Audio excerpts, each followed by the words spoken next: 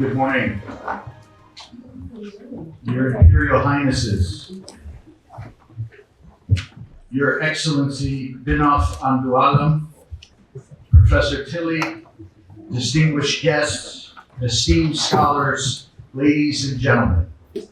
On the behalf of the Royal Ethiopian Trust, it is my great honor to welcome you to the Catholic University of America for this morning's presentation.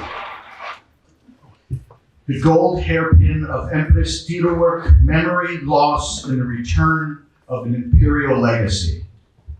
My name is Nicholas Malillo, and I serve as a board member to the Royal Ethiopian Trust. We are deeply grateful to His Imperial Highness Prince Ermias Sahle-Selassie, Haile-Selassie, President of the Crown Council, for entrusting me with the privilege of addressing you today.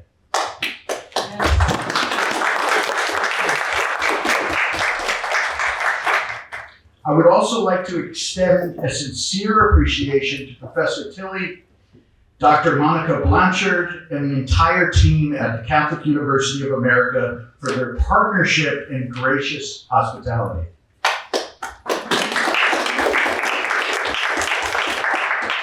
At this time, I would like to welcome Professor Tilly to say a few words on the behalf of the Catholic University. Professor.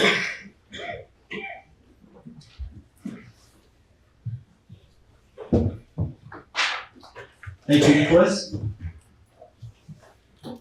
Your Imperial Highness, Prince Ermias Sahle-Selassie, Your Excellency Binof Andualam, distinguished guests, ladies and gentlemen, it is my great pleasure to welcome you this morning on behalf of the Catholic University of America. My name is Nathan Tilley, and I am the director of the Institute of Christian Oriental Research here at the university, and also assistant professor of ancient and medieval languages and cultures here. The mission of ICOR, the Institute, is to promote the study of the languages, literatures, and history of Eastern Christian traditions. And one of the great joys in my role as director is to bring together the work of scholars and the communities for whom this heritage is deeply meaningful. So for this reason, we are delighted to host this event today and to offer a viewing of some of the Ethiopic manuscripts in our collection. We are passionate about making these texts accessible, and we hope that you will come back to visit us. So thank you, and please know that you are welcome.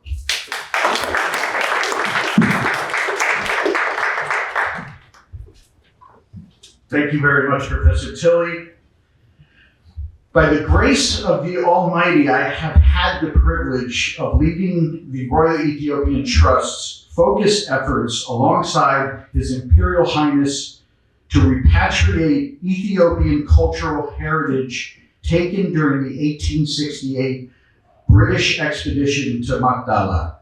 We are deeply grateful to His Imperial Highness Prince Ermias, President of the Crown Council, for entrusting me with addressing you today. This work is not just symbolic, it is tangible, deliberate, and ongoing. Through sustained research, international dialogue, and careful stewardship, the Royal Ethiopian Trust has successfully facilitated the return of the Shield of Magdala, which is now permanently housed in the National Museum of Ethiopia in Addis Ababa. Today, we gather to mark another meaningful step forward, the return of the gold hairpin of Empress Tiruwork, which will soon join the shield in the National Museum.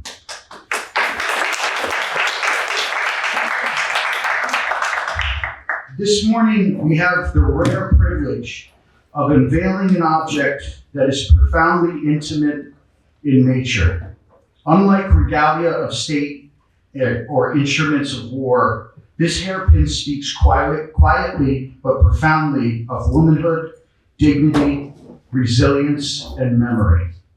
It reminds us that history is not written only in proclamations and battles, but also whispered through personal belongings of those who have endured, loved, and lived within its shadow.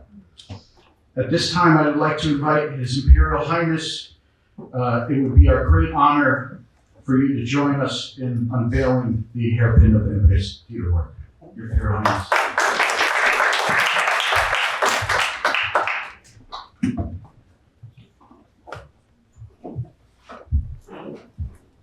Dear friends, scholars, distinguished friends of Ethiopia. I'd like to thank Ambassador Andalen for gracing us today, this morning. And I want to thank Catholic University, Professor Tali, for having us in this beautiful room and for us to be able to share and enjoy this morning. So it gives me great pleasure to unveil the hairpin. Thank you so much.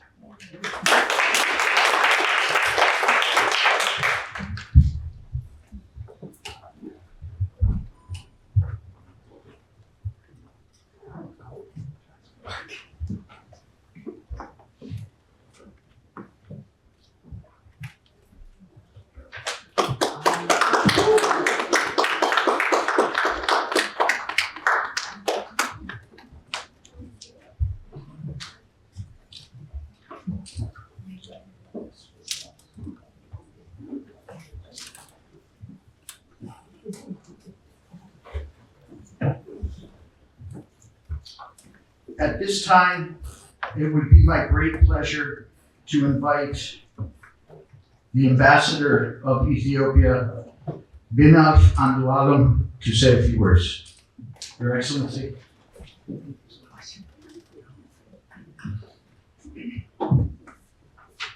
Good morning. Good morning.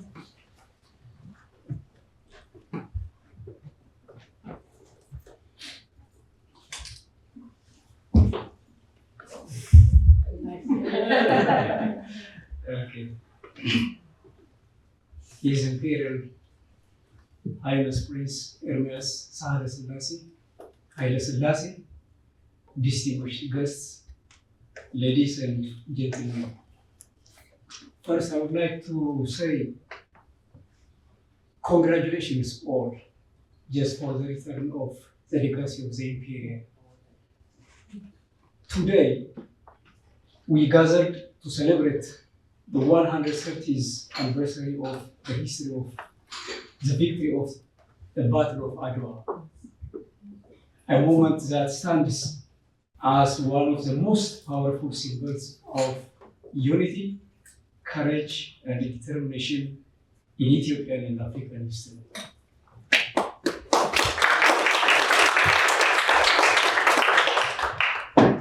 In 1896, Ethiopia stood a defining moment in history. European colonial powers sought to impose control over this ancient nation, threatening its sovereignty and independence. But Ethiopia, under the visionary leader of Menelik II, rose with determination to defend its freedom. At the historic Battle of Adwa, Ethiopian force, men and women, drawn from across the nation, faced a modern European army. Against formidable odds, they achieved decisive victory. This was more than a military success. It was a powerful declaration that united people could defend their sovereignty and shape their own destiny. The victory of Adwa resonated for beyond Ethiopian borders, across Africa and the broader world. It becomes a symbol of dignity, resilience, and the enduring aspiration of freedom. In many ways, it echoed the spirit of the American Revolution, a moment when people stood together to assert their rights to self-determination and independence. The relationship between Ethiopia and the United States is rooted in this shared respect for freedom and sovereignty. Earlier in the 20th century, diplomatic contacts between Ethiopia and the United States reflects a mutual recognition of each nation's independence and global role.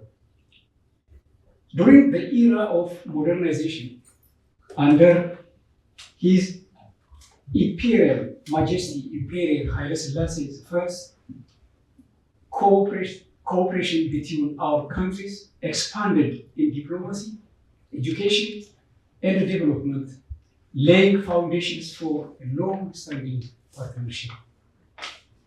Over the decades, Ethiopia and the United States have continued to work together in areas such as peacekeeping, regional stability, development, and humanitarian cooperation. This enduring partnership reflects common values, respect for independence, resilience in the face of challenge, and the belief that nations and people have the right to determine their own future. For Ethiopians, Adwa respects unity, courage, and visionary leadership, a moment when nations came together to defend its sovereignty.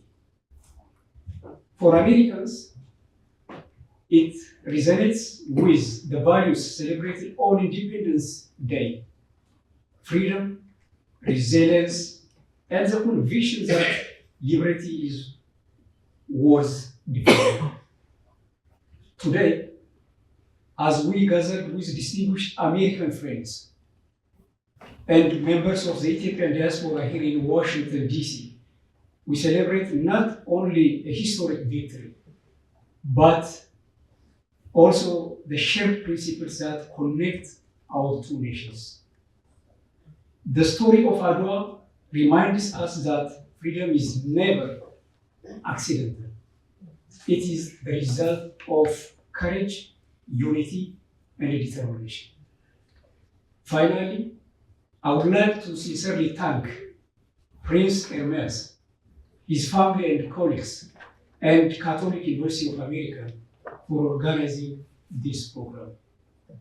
May the legacy of Adwa continue to inspire stronger ties between Ethiopia and the United States, and may it remind us that the pursuit of freedom and dignity remains a shared journey of all people. Thank you so much.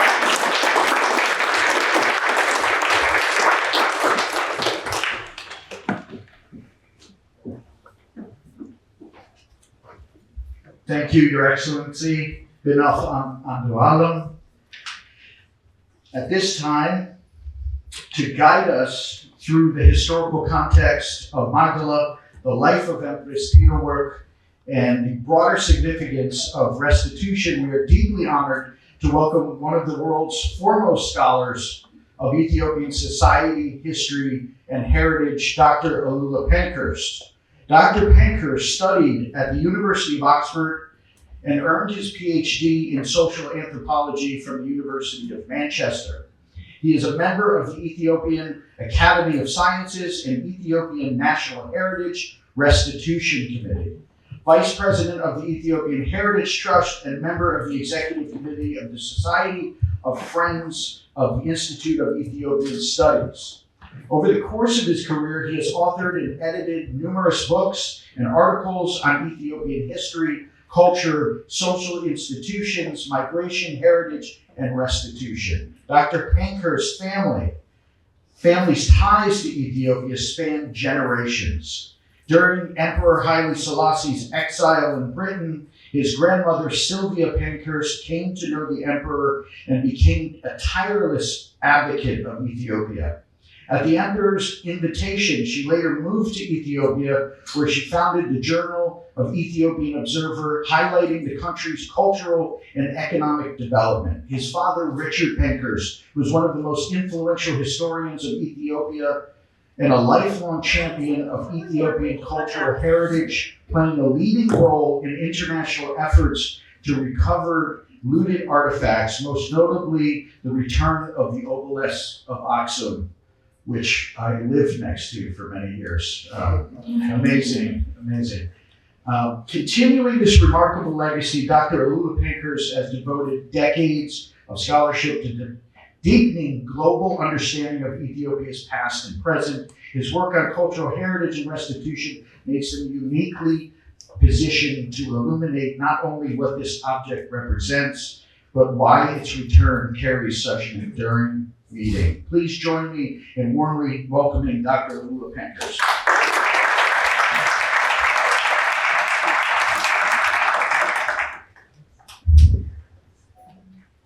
የተከበሩ ልዑል ኤርሚያስ ሳህለ-ሥላሴ፣ የተከበሩ ሳባ፣ እንደዚሁም የተከበሩ የኢፌዴሪ አምባሳደር በአሜሪካ ምናልፍ አንዱዓለም፣ የተከበሩ እንግዶች፣ በቅድሚያ የልዑል ኤርሚያስን አብረውት የሚሰሩት በሙሉ ልዑላን የኢትዮጵያ ማህበረሰብ በዚህ ዕለት እንድሳተፍ እንድካፈል ስለጋበዛችሁ ከልብ እንዳመሰግን እንዲፈቀድልኝና በመቀጠልም ንግግሬን በእንግሊዝኛ እንዳቀርብ እንዲፈቀድልኝ በትህትና ጠይቃለሁ።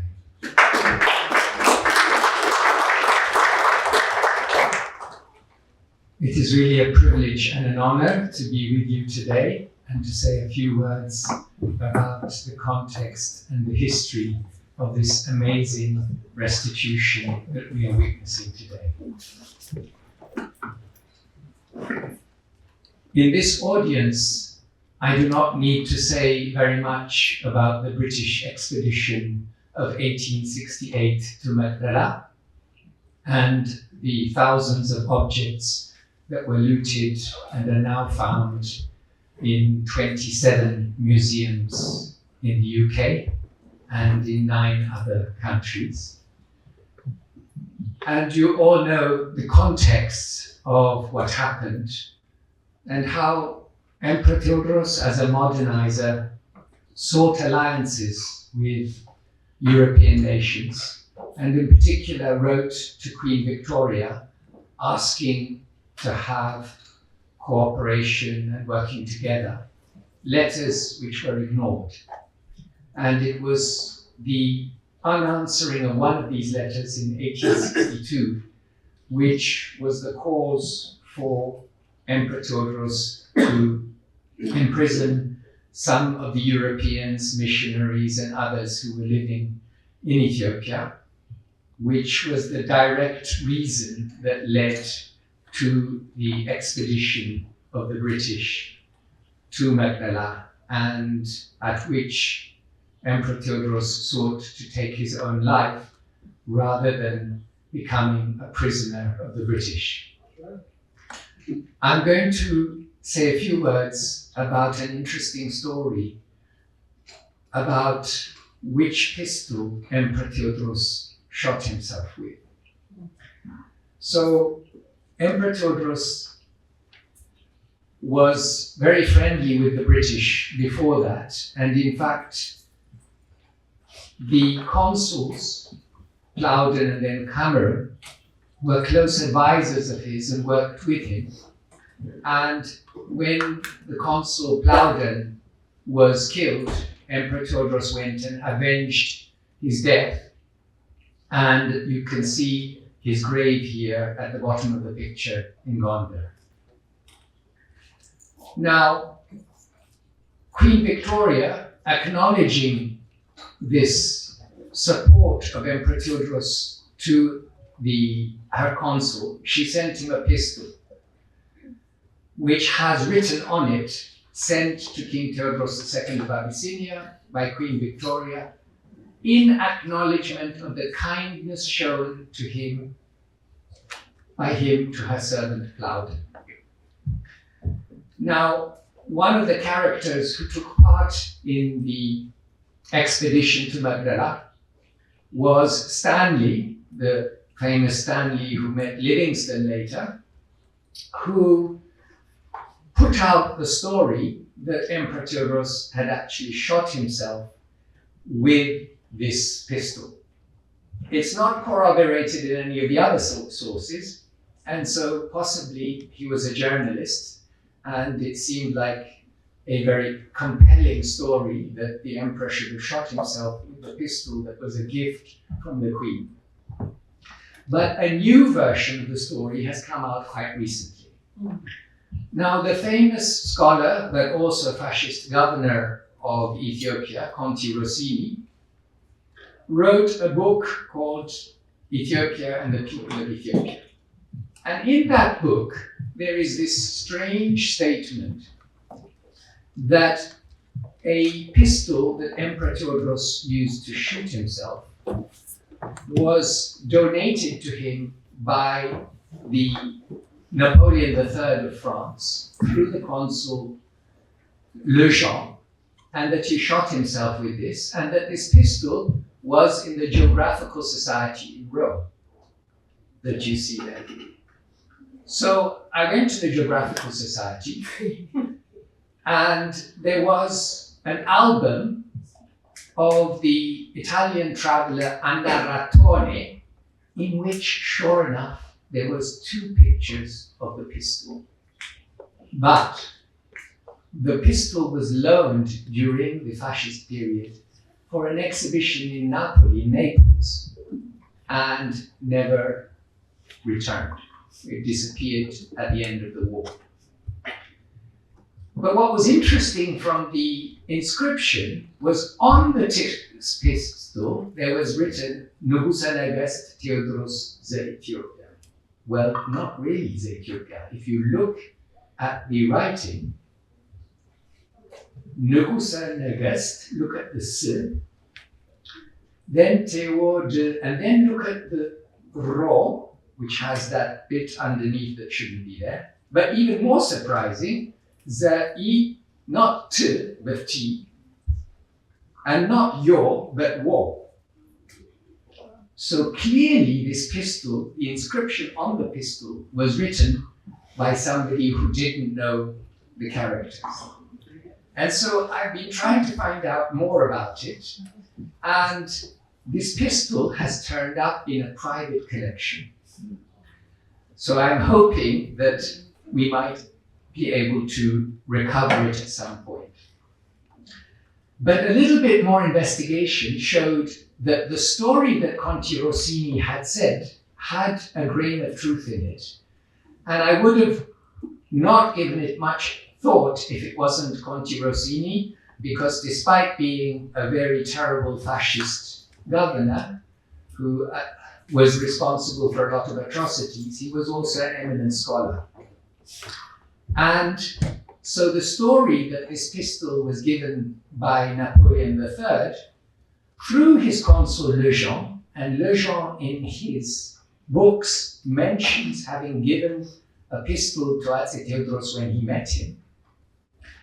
And then he was amongst those that were imprisoned at a time when Emperor Theodros had become, in some senses, very disturbed. His first wife had died, who he loved a lot. Things were going wrong in the country, and he became, in many ways, a quite disturbed person. And he was, so Lejean was imprisoned. And the next part of the story is that Antinori, who was an Italian geographer who was close to Atse Menelik, writes a letter to Umberto telling this story, but adding that Emperor Theodros shot himself with the pistol. The pistol was then surreptitiously taken by a Wollo chief before the British arrived there, who fought against Emperor Menelik, was defeated, and gave the pistol to Emperor Menelik. And here the story is slightly different from the version that Conti Rossini has, because in the letter that Antinori wrote to King Umberto, he says to him, I know you like weapons. I managed to get hold of this pistol from the people around Menelik. He doesn't say how. And I'm therefore sending it to you. So he sends the pistol with the letter, and shortly after that he dies. He goes on a hunting expedition and dies. So the letter arrives at the Geographical Society with the pistol, and there's no evidence that they sent it on to Torino, where the King Umberto was. Probably thought, the man has died, we'll leave it here. And then they sent it to Torino to the exhibition, and then it disappeared. And it's now in a private collection. And what was quite interesting was that in the pictures that the private collector sent, this is the picture of the pistol now in color. There is the writing Saint-Étienne, which is the arms manufacturer of France, corroborating the story. Okay, let's move forward now to Emperor Theodorus after his death. The British cut pieces of his hair, took his shirt. There are bits of the shirt in a museum in Lancaster. There are some negotiations about the return of that and some of his hair.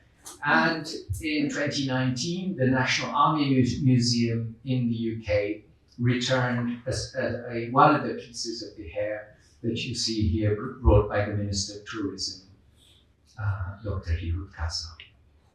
And this is the letter.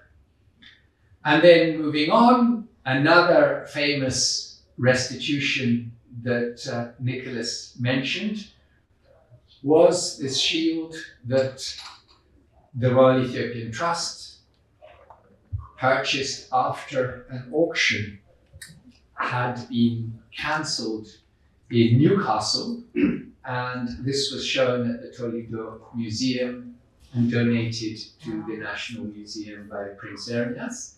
And this was clearly a looted, and in fact, many of the items that were looted from Magdala, the British wrote on them that they had been taken.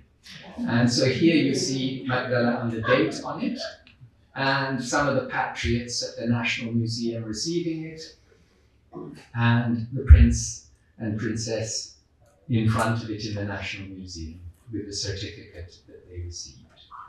Now, I got interested to try and find out more about these shields, and there was one that was a fairly similar one donated by the famous anthropologist Richard Leakey that had been in the Kenya Museum and is also in the National Museum. There is another one at the Institute of Ethiopian Studies Museum that was donated by a Scottish professor. She inherited it from her grandfather, and when she realized it came from Ethiopia, she brought it back. There's another one, a couple in private collections, and you see here again the custom of writing on it that it has been taken during the expedition, and writing on it, and you see here the date, and this was in the collection, a famous collector whose ancestors had it. Here you see another one that is in the Scottish Highland Museum that was probably in the possession of Arbuthnot. He was somebody who had a lot of the collections, and you can see he did an exhibition of them. Recently, a few years back, some of the cups that he had taken went on auction, and another foundation, the Shahrazad Foundation, purchased them, and they are now in the National Museum. And you see here again taken at Magdala. There's the Fraternella, another one sold at an auction, and the King's Own Royal Regiment has another one that is also where a lock of the King's hair and his shirt are. So were these part of the Emperor's shields? And you see here a depiction of him with this shield, and also a quote-unquote Abyssinian chief with a very similar shield. And then there are two royal shields that have blue velvet, that were probably more ceremonial shields, one at the British Museum and the other at the Victoria and Albert Museum. And just to give you a sense of the workmanship involved in the filigree, in the gilded silver. Now let's come to the Etege. I'm not calling her Empress because she was the wife of the emperor, not an empress herself, unlike Zogitu. Unfortunately, we don't have any images of her. The only engraving is of her funeral. And here you see her funeral. But she was buried in the church of Chelakot in Tigray. And this is a drone picture of the church and a contemporary picture that was made. And this is what the church looks like at Chelakot now. And this is her grave. And we have a video of a priest explaining the story. So it was, in a sense, a very tragic story. The queen was Emperor Theodorus's second wife after his first wife died, and it was a dynastic alliance with Ras Wube of Tigray, who the emperor had defeated. And I know Dr. Gabeyo is here, and I hope in the question time he will enlighten us more about the story of the princess. She was hoping that by marrying Theodorus, he would show more clemency to her father and her brother. Not very successful. The relationships between them were not very good, but they had a son, Alamayo, I'll mention in a little while. So a little bit more about other hairpins. There's another of her hairpins at the Victoria and Albert Museum in silver. By no means as large or as beautiful as the golden one that you see here.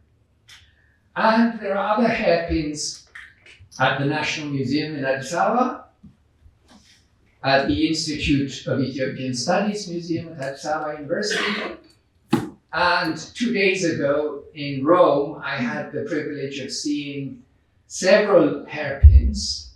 Many were actually gifts from Emperor Menelik, amongst the other gifts given to the Savoy dynasty in Rome. Some are from Eritrea in the colonial period, and you see 6 of them that I'm hoping to study the history of. Now, we don't have very many depictions. I'm hoping that some of you might find me more, but it's very interesting to see that Emperor Highness is depicted with a hairpin. So the gender divides, and of course the Platz, the Shuruba, and there is a picture of him, contemporary one at the time of when he was alive, by a German, so probably very realistic. And then there's also a picture of Weser Dirr in the National Museum with hairpins. But it seems like the fashion of wearing them seems to have disappeared. But maybe I'm wrong. I would hope to be wrong. So we don't know much about the Empress, but we do know a lot about what she wore. So this beautiful dress is in the Victoria and Albert Museum, and there's also what I thought was a shamma, but actually the size of it suggests that it's a gabi, again at the Victoria and Albert Museum.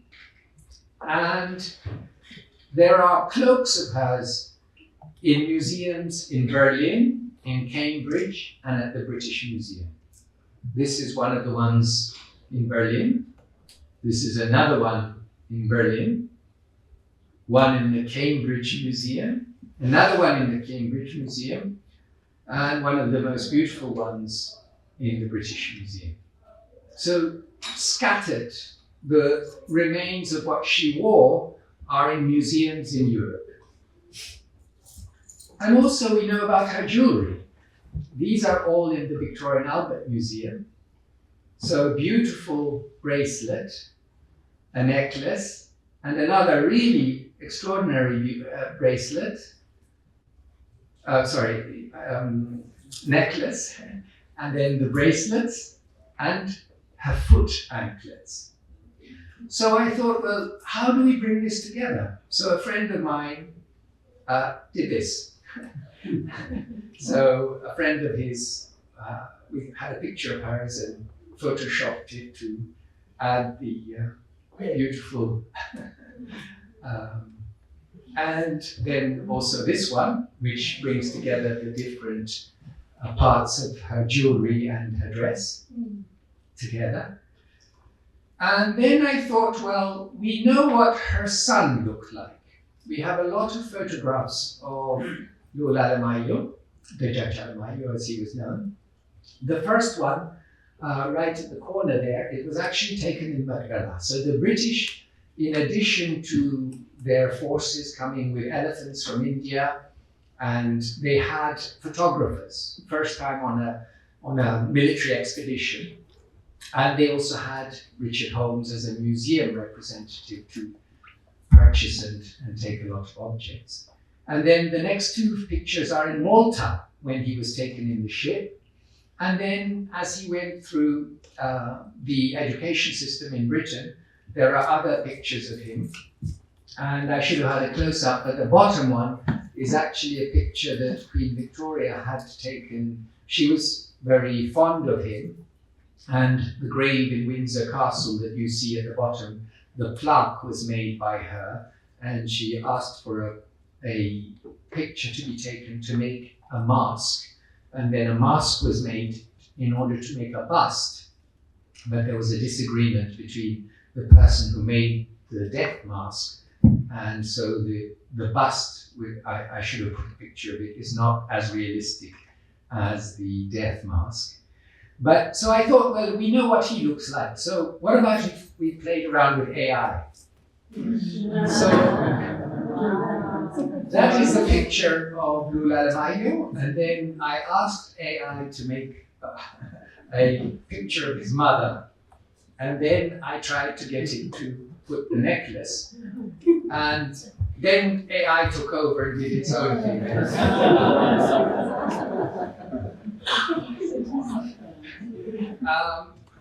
And then I just wanted to conclude. I've just 2 slides left.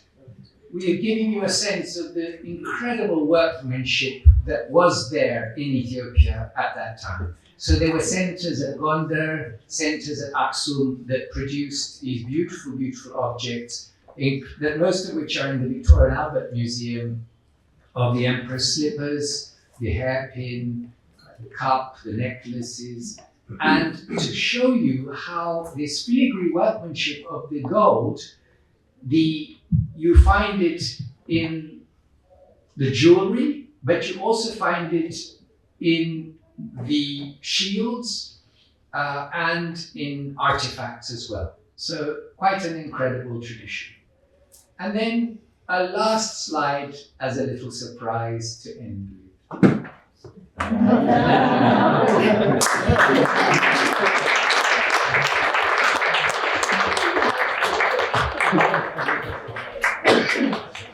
Thank you, Dr. Pankhurst.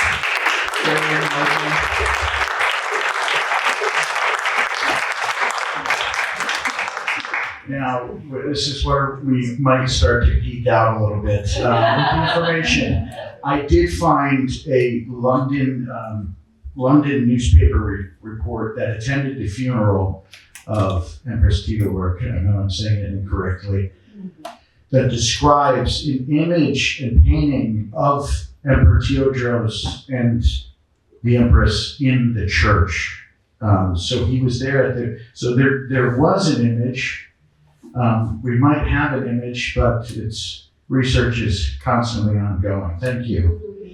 At this time, I would like to invite His Imperial Highness, Prince Ermias, and Dr. Pankhurst for a panel discussion to the front of the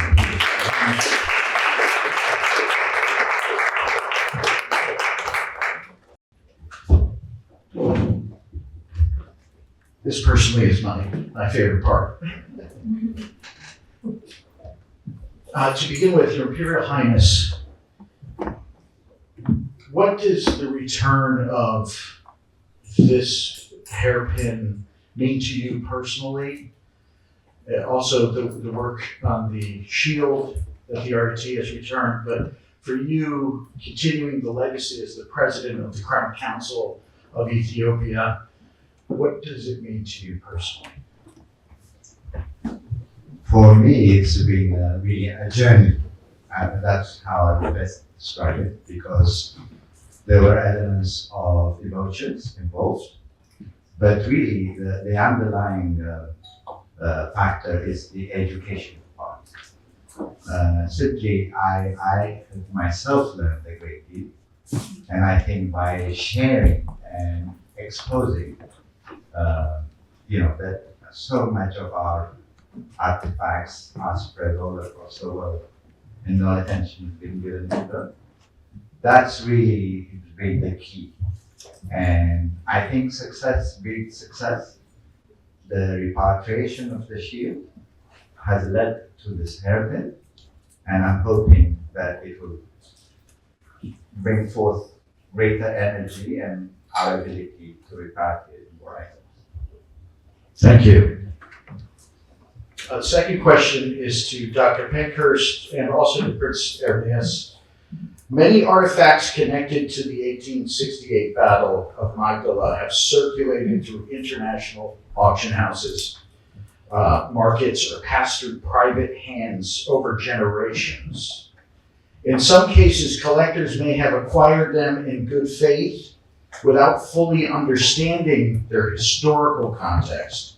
How can scholars, cultural institutions, and organizations such as the Royal Ethiopian Trust help foster a climate of cooperation with collectors and auction houses, one that encourages transparency and builds the trust necessary for these objects to find their way home?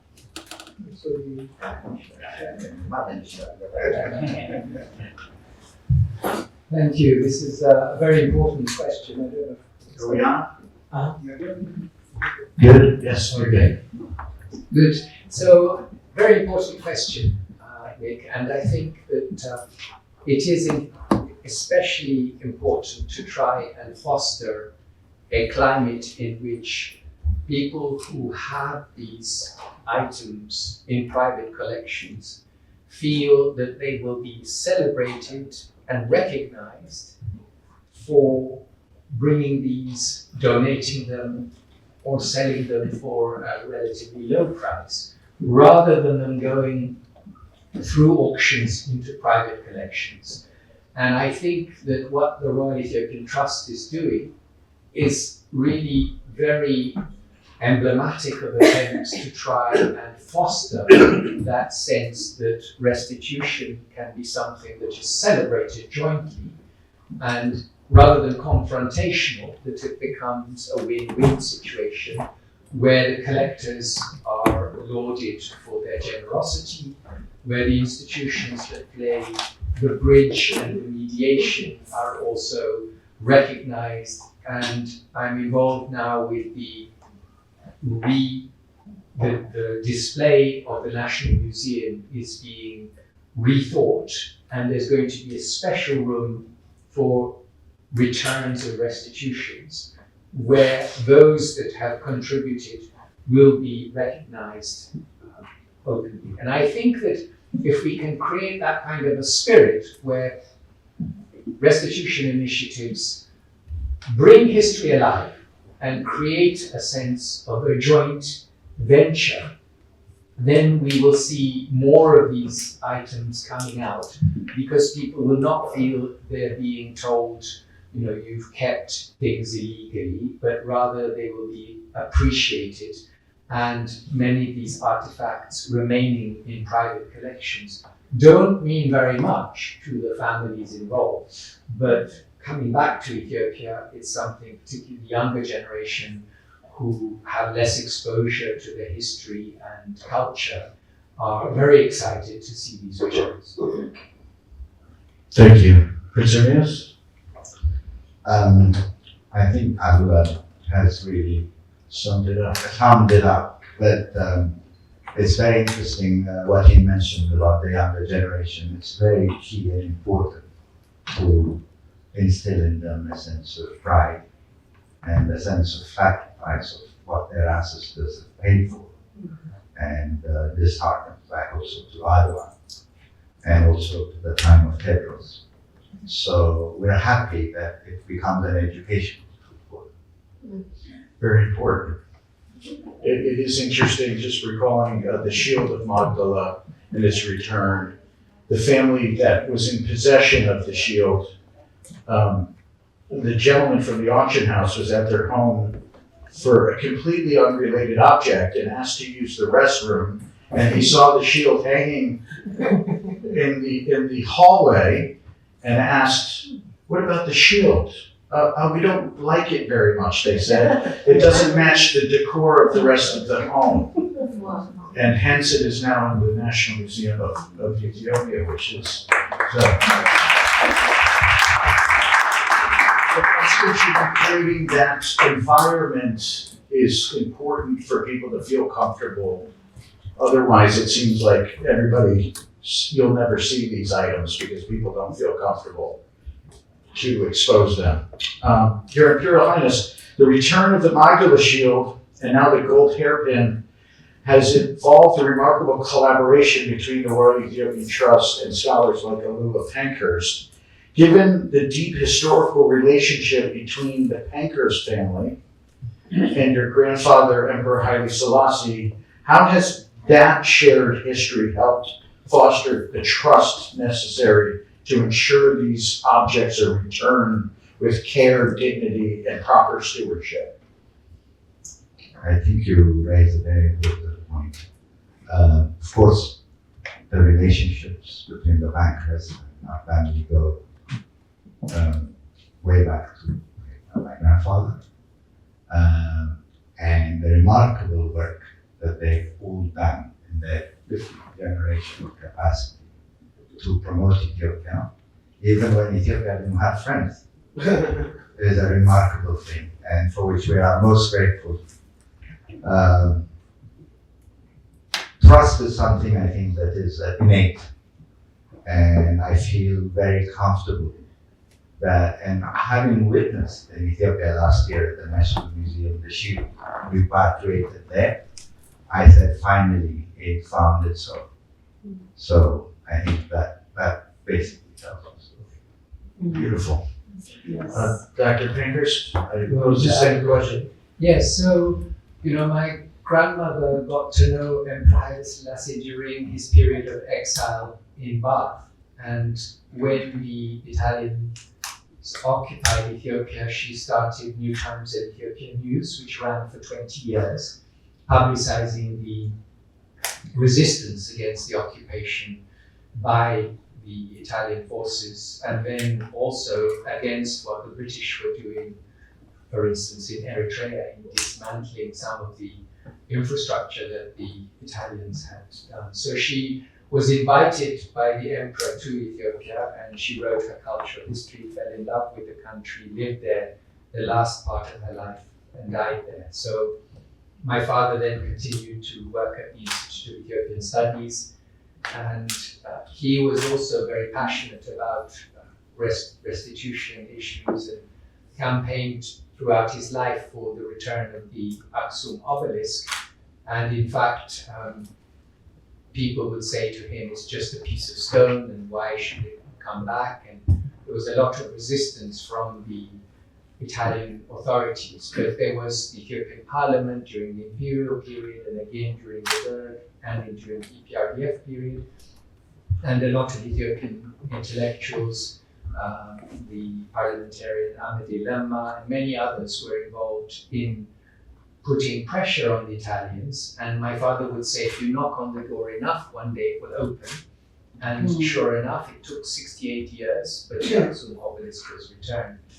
And I must say that whilst my father was alive, I was not very much involved in anything to do with restitution. But somehow, after he passed away, I kind of felt I had a bit of adara to follow. Thank God.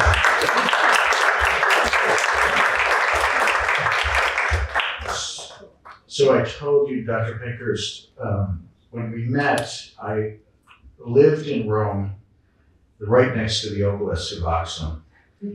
And when I was there was the debates going back and forth as to whether it should be returned or not. And the Italians had decided not to return it due to the cost. I think they were looking at 11, 12 million in cost, and also the logistics involved in returning it. And then it was struck by lightning on May 27th, which was my daughter's birthday, 2002. And then the talks resumed. And to learn that your father was a part of those talks, it was really, for me, a great honor to learn. And it was finally returned, the last piece, on April 25th, 2005, which was my birthday. So I have a very personal it's quite something to, literally a lightning bolt struck the top and part of it blew out and was on the ground. And I remember it the next morning seeing it. And I remember the storm that evening. It's quite something.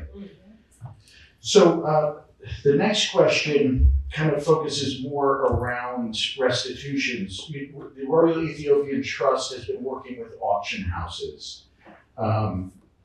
We also have institutions, especially in London, holding the majority of these Magdala items. So the question is, restitution debates around the world are ongoing. A lot of times they do become polarized with strong public pressure campaigns on one side. The work surrounding the return of the Magdala objects through the RET has taken a more collaborative approach. What lessons might we experience or offer to these institutions and nations to move from confrontation towards constructive dialogue for the return of some of these items? I think this is a really the salient question at the moment, because frankly, a lot of the items that have been looted are also enshrined in laws, and laws we can't change overnight.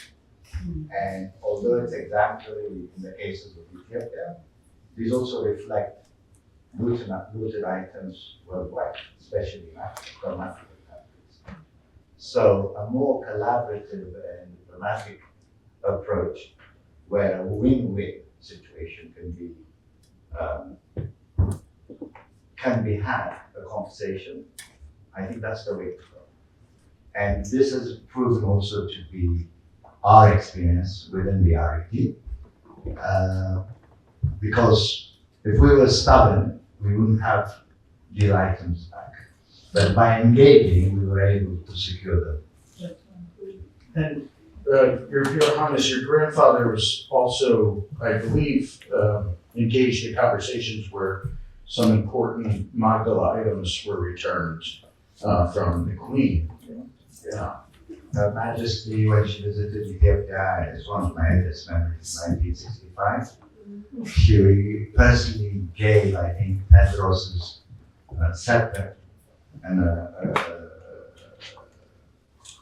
I don't know what you call it, a small crown, as the state gift to the emperor, which I thought was a very nice touch. It was within her personal collection, so she had private to do it. But I thought that was a very nice touch for the relationship and the fondness they have for one another. Interesting. Yeah, if I could also add, I think in terms of those early restitutions and the role of His Imperial Majesty Haile-Selassie, he was in 1924 when he visited Europe. He saw a number of the items that were there, and in the UK he met King George, who showed him one of the crowns that was looted from Magdala, not the golden one in the Victorian Albert that still is there, but the other one, and they decided to return it to Queen Zoe-2, and it was in fact returned in 1925, but it seems like it was then re-looted during the Italian occupation, along with quite a number of other of the crowns of Haile-Selassie, Johannes, Raskasa, etc. But some recent research I've been involved in with an Italian scholar suggests that quite a few of those crowns were actually returned to Ethiopia in 1952, but not the one that King George had sent to Empress Tiruwork. And you're absolutely right, Queen Elizabeth in 65, the seal of the Emperor, and a coronet. So yes, there has been that. But just to answer the question you started off with, I think Prince Ermias is absolutely right that fostering a climate of collaboration where we are in an age of restitution, where it's recognized that a lot of the artifacts that came during the colonial period came there in ways which were illegal through looting. Not all, they were missionaries, they were adventurers, they were explorers, there were a lot of gifts. Just to take an example of Westminster Abbey, both Ras McConnell and Emperor Haile-Selassie, when he was regent, gave crosses to the Church of Westminster Abbey that still detains a holy tablet that Arbuthnot, who I mentioned earlier, he gave it to Westminster Abbey, and it remains hostage of a sister church kept in the church where both the emperor and his father gave crosses.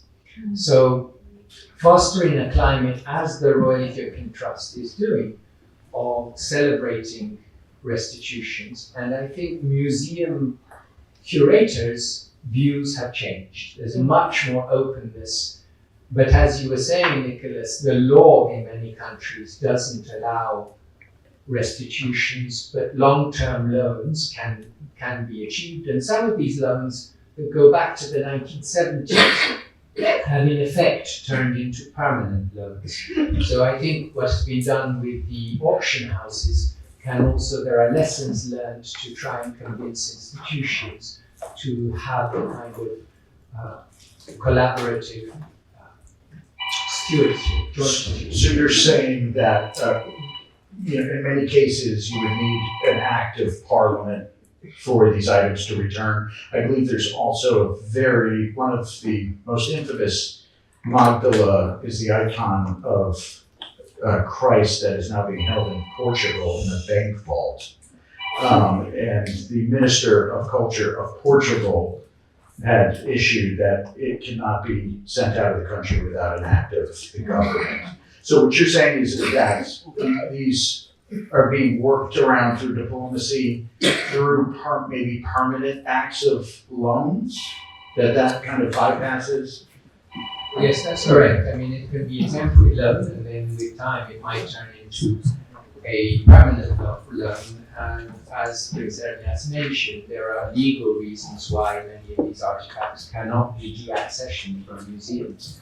Even, for instance, in the case of the British Museum of 11 tablets, holy arks of the covenant, that the British Museum Act stipulates that any artifact should be kept either to display to the public or for research.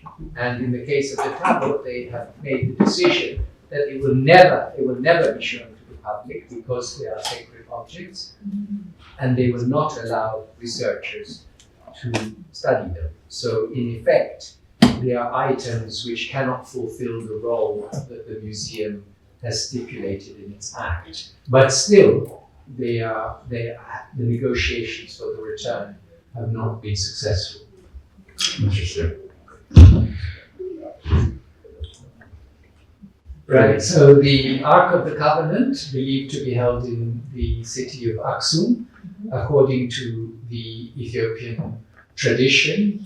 There is the tradition of the story of the Queen of Sheba, who went to visit King Solomon and had a son called Menelik, who was Menelik I, who went back to visit his father and who returned to Ethiopia with the Ark of the Covenant that is considered to be sacred and holy. And every church in Ethiopia has a replica of the holy the tablet. So they are very much a sacred objects and should be kept in museums.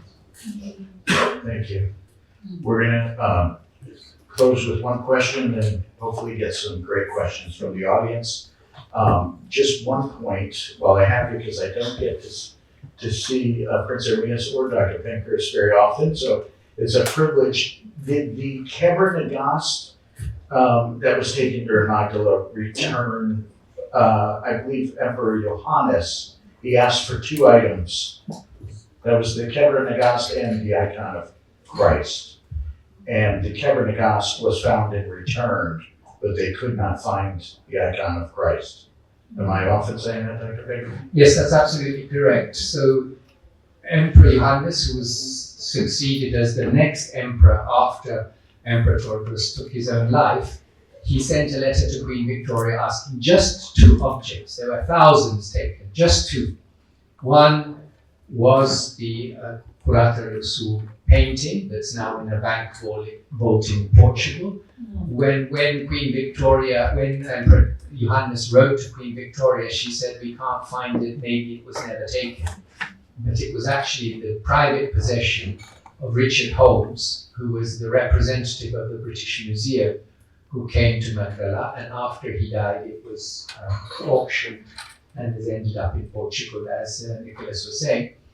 And the other item was the Kubra Nagast that tells the story of the Queen of Sheba, but also has historical sections and marginal notes about Aksum in particular, which was why the emperor was particularly interested in it as well.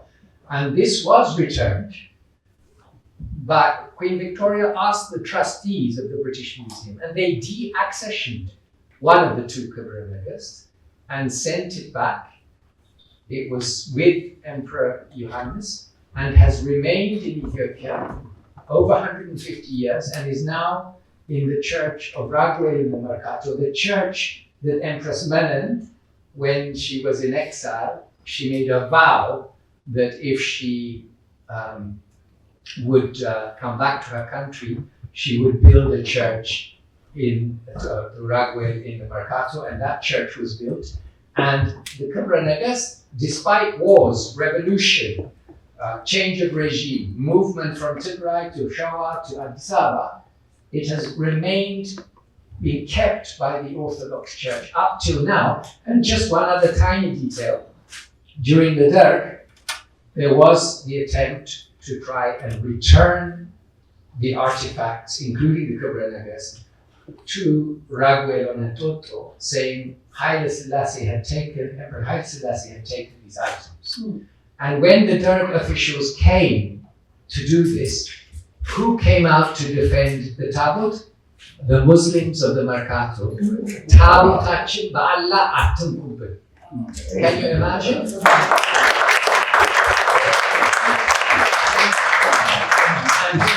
And the head of the Church of Raguel took refuge in the mosque of Addis Ababa, and his cap is still there. It fell down and they keep it as a memory of that story.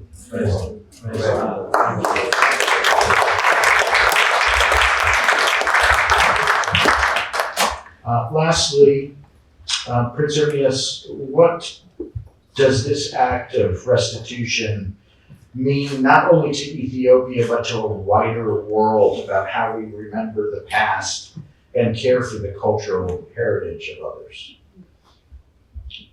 I think it's a start of awareness. It's a start of an education.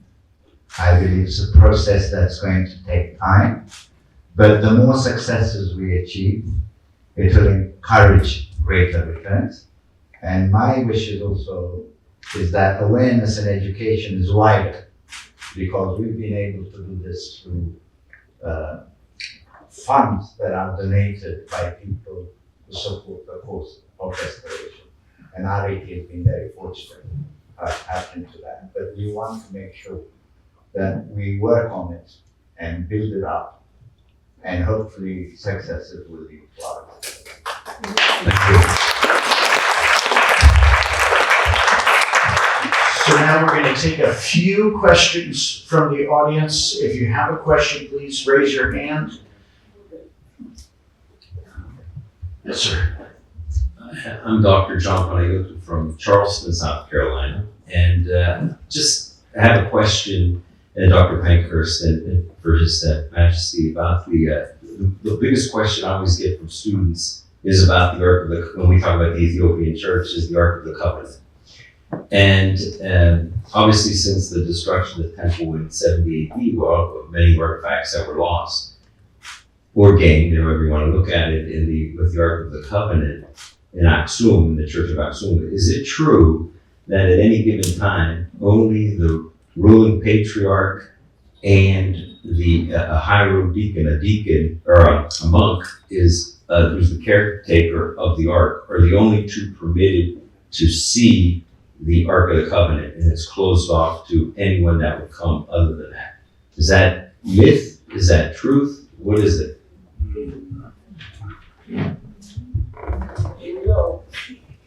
Here we go. I believe it is true. Everybody buckle up. Obviously, researchers do not see it, nor do the ordinary priests. But even in other churches, and here Solomon can tell us more, it is only a few of the clergy who actually do get to see the Ark of the Covenant. Okay. Yes. Another question?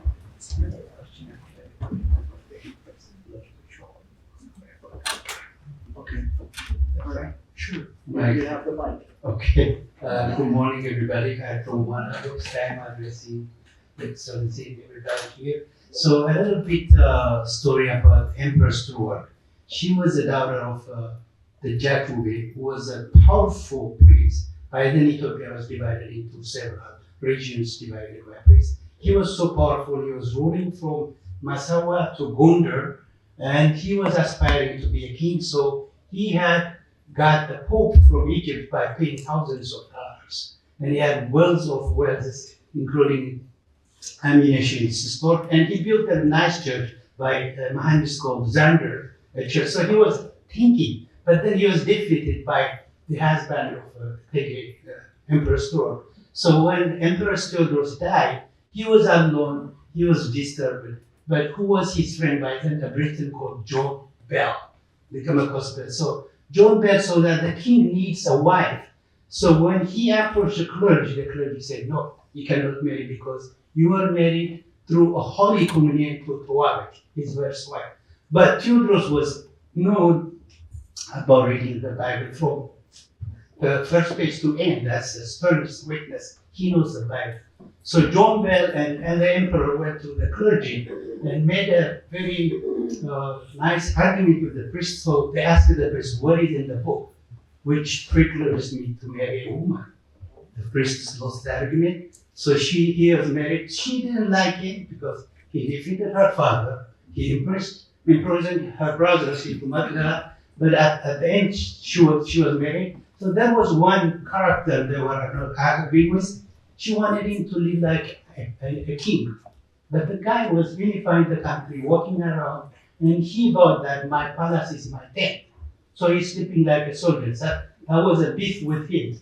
Then she bare him a son called Almayu. He loves him. Almayu, in essence, literally means, I'm very happy. I saw the world through him. So he was growing the baby. So the empress was known to be nice to the soldiers, very loved.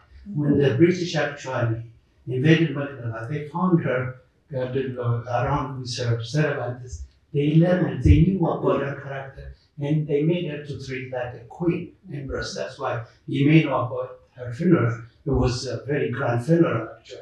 It was a royal funeral they made to her. So here are a couple of things. One time in Magdala, when the emperor was weak, the people living in Magdala was trying to, coup d'etat, and they were holding a meeting in Theodorus' hall, actually. Can I go? Yeah, 2 more minutes. 2 more minutes, yeah. So this Maybe one. is to show her, even though she has some argument with him, she was faithful. So what she did was, she took her boy, she dressed him, shaped his head like we see in the pictures, and she took him to the hall where the people were trying to revolt, and she told him, go inside and sit on your father's seat, and show them who you are.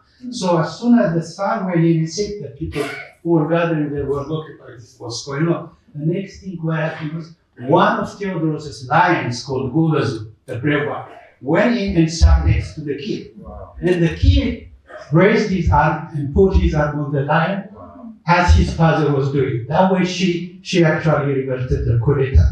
And the second thing, one important was, they say she was looking down at him. Anyway, she could have been a princess or empress through her father if her father both. One time she was in her house, the king comes in, and she was sitting there reading a book. And he was mad. He said, "Woman, am I your servant? Why don't you get up when I come in?" And she finally said, "I'm talking to a higher person than she meant." But Theodorus, with all his disturbances, with everything, he has reverence to God. He just walked. Thank you. Thank you.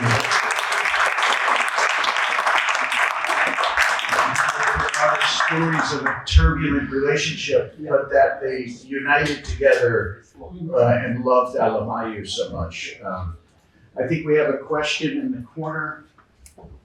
If I can get the microphone. There you are. My pleasure. Ermias, Dr. Pankhurst. I have a quick question. As you were telling us about the numerous pieces that you are recovering, and more importantly, the stories around these pieces, I was wondering, and I know, Ermias, you're always talking about education and awareness, but so much of the young generation that is growing up now knows little to nothing of all these riches. So my question is, what, in any way, are you influencing the current books, the histories, the syllabuses that are coming out of the Ethiopian education system, so that this is not falling through the cracks and being lost in history?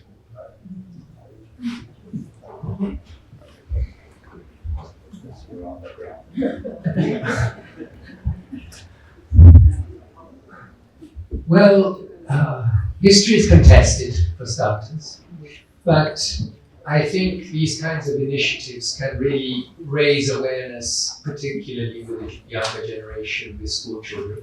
So my hope is that as now the National Museum is going to have a section dedicated to returns and restitutions, and many school children come to visit, it's a way of opening up young people to become interested in the past, because it's such an interesting and exciting story, and it also involves collaborations. It brings collections alive in institutions in many countries in the world, collaborations with researchers, museum practitioners across. It creates bridges. So I think this restitution age we are in now, even though sometimes it's seen as confrontational, the kinds of initiatives of the Royal Ethiopian Trust are building that kind of trust of joint stewardship. I mean, many of these items would not have survived if they had not been kept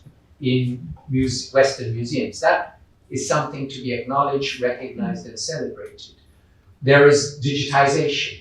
Now, many of the manuscripts were already digitized with the EMML project. There are more projects for digitization. The technologies now allow us to make the kinds of replicas which are so precise that even the specialists, I went to the British Library and they showed me a replica and an original. There's no way I could tell the difference. Even the experts, when they returned them, they had to be careful not to mix them up.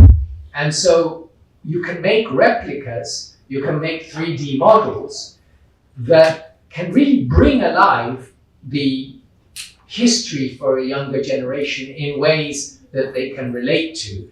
And so I hope that there will be much more initiatives of joint stewardship, and also there is no point in sending back all the items in the British Museum, say, that are from the Ethiopian collection. Because the important thing is to focus on the more significant items and to tell their histories, the provenance of the items, and to have the collaboration where the knowledge, for instance, in the British Museum, they are able to analyze the objects in terms of their chemical composition, do provenance research on them, and this can allow the training of Ethiopian museum experts so that it genuinely becomes a way of bringing history alive through bridges and joint partnership. Excellent. I just became recently aware also because of technology. There are games that are available now that do speak in an educational way to teach people about looted items and capture the imagination of the young. So I'm very hopeful that this progressively will increase. I think we have time for one more last question. We have a question in the back. Sir? Hi, I have a question about an earlier statement that you were making about an outreach program to reach out to private collectors. And I'm sure you're aware a lot of the collectors' networks are not in the mainstream of the auction houses. They don't like the commission structures or the authentication and all those things, but there's so many that have formed their own coalitions, and they have so many artifacts and antiquities from so many places that are open to being approached. What is the pathway for those individuals to help, return items that are sought?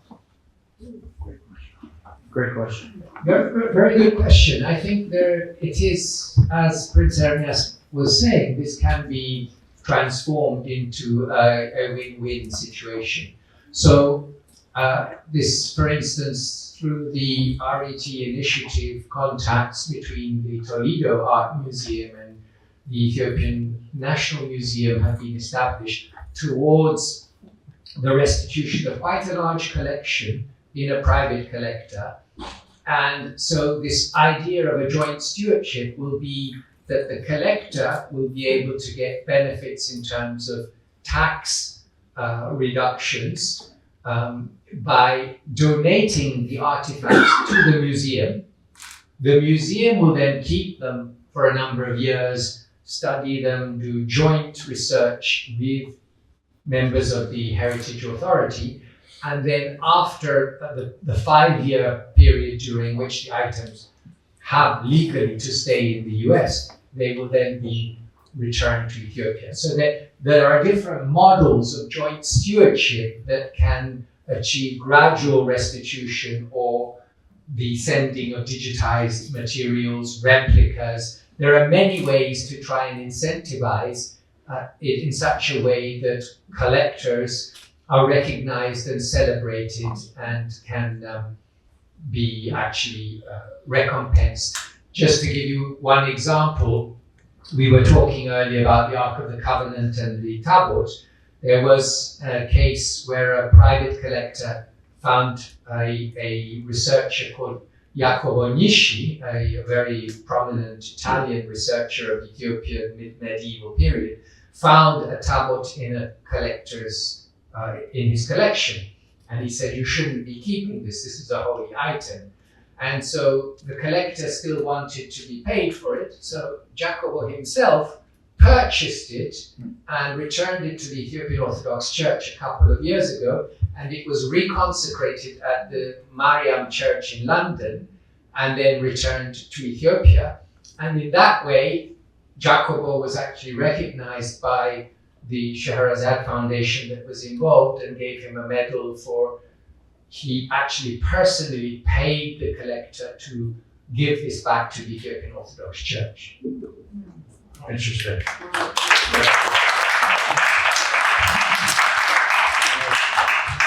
Your Imperial Highness, Dr. Pankhurst, thank you very much for joining us. Thank you.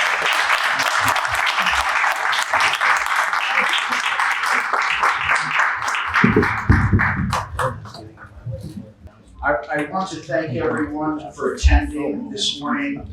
If you'd like to see more work in action, finding and acquiring historical items to return to the people of Ethiopia, to learn about and support all of our initiatives, visit our website, the Royal Ethiopian Trust.org.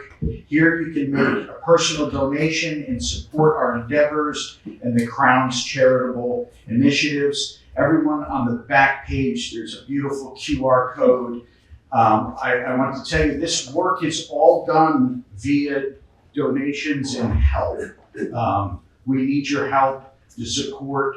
The Crown does not have governments behind it, supporting it. This is all done via the leadership of Prince Ermias and everyday people and support. So your support means a lot to the Royal Ethiopian Trust. So thank you.